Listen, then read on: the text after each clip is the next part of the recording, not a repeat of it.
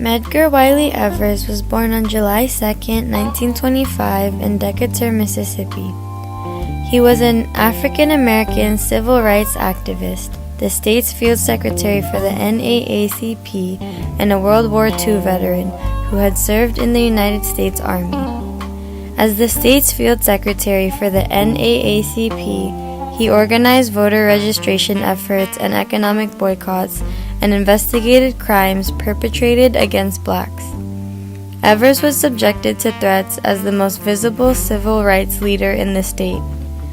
In June 1963, he was shot to death by accused killer Byron Della Beckwith.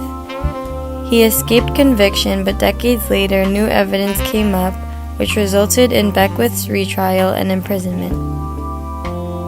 In his early life, Evers grew up in a Mississippi farming family, and in 1943 he enlisted in the United States Army. While attending a school in Decatur, Mississippi, after being admitted to the U.S. Army, Medgar felt that the color of his skin denied him of any freedom even after fighting for his country. Medgar was constantly discriminated and at one point was held at gunpoint at local election, which had forced him to leave the premises. During World War II, he fought both Germany and France, and 3 years later, in 1946, he received an honorable discharge. In 1948, he entered Alcorn Agricultural and Mechanical College, and a few years later, during his senior year, he married Marley Beasley. They later had 3 children together, Daryl, Lena, and James. Evers graduated college in 1952 and moved to Philadelphia, Mississippi. This is where he began to work as an insurance salesman, and his older brother, Charles Evers, ran a restaurant and a gas station. Together, the 2 brothers also worked with the National Association for the Advancement of Colored People. By working quietly in the beginning, they were able to build a base of support. Early 1954, Medgar quit the insurance business due to the Supreme Court decision, Brown v. Board of Education, which allegedly ended segregation of schools. He applied to the University of Mississippi Law School, but was denied admission. This unsuccessful attempt caught the attention of the NAACP's national office. Later in the year of 1954, Medgar moved to Jackson, Mississippi to become the NAACP's first field secretary. He traveled all through Mississippi recruiting members and organizing voter registration drives and economic boycotts of white-owned companies that practiced discrimination.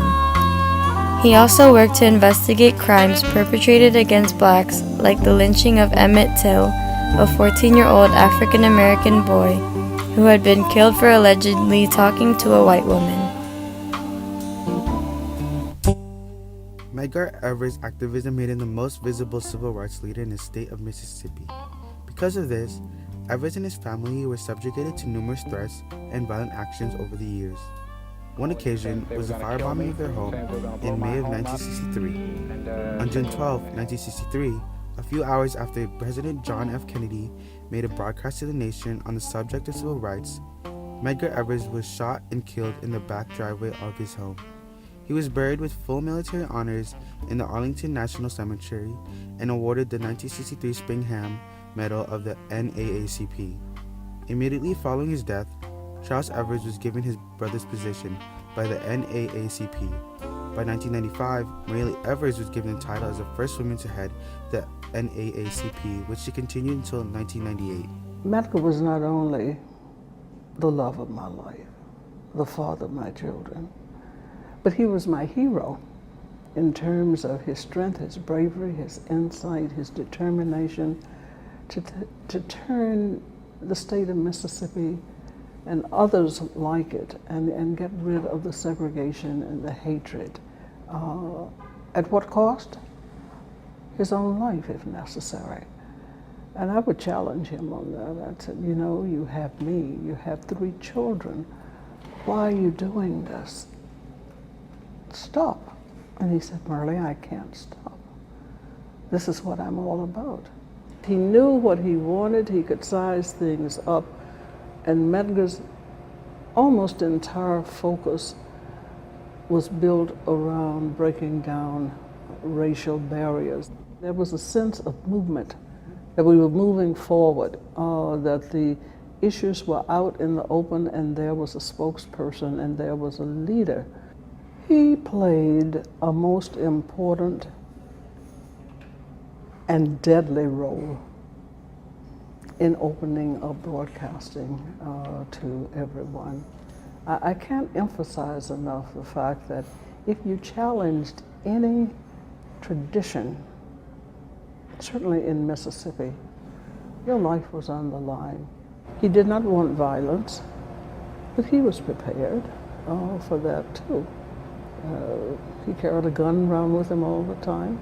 His name was known, his face was known, he was followed, his cause were known. We knew it was truly only a matter of time. And the momentum picked up as time and years went on, and we broke barriers, and more people of color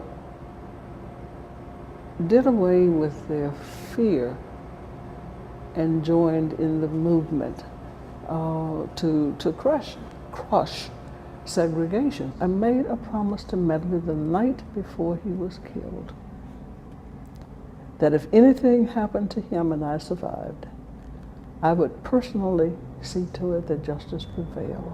I could never get his blood up off of the concrete. My eldest son stopped eating. He would take a toy rifle with him to bed. My daughter would go to bed holding a large picture of her dad.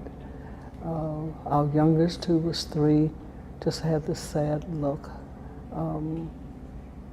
Those children suffered because they saw their father shot down. They saw him bleeding. They saw him die.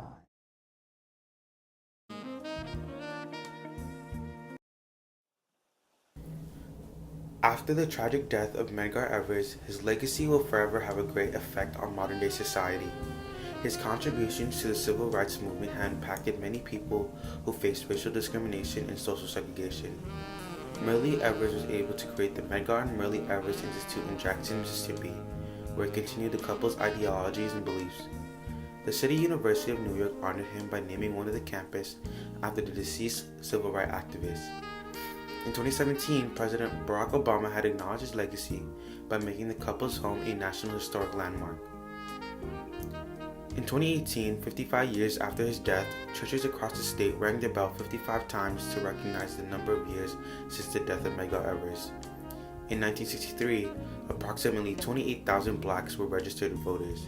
8 years later, there were about 250,000, and by the time of 1982, there were over 500,000 registered black voters. Medgar Evers continued to inspire many people even after his death. His contributions impacted society, which inspired colored people to take stand and to fight against racial discrimination.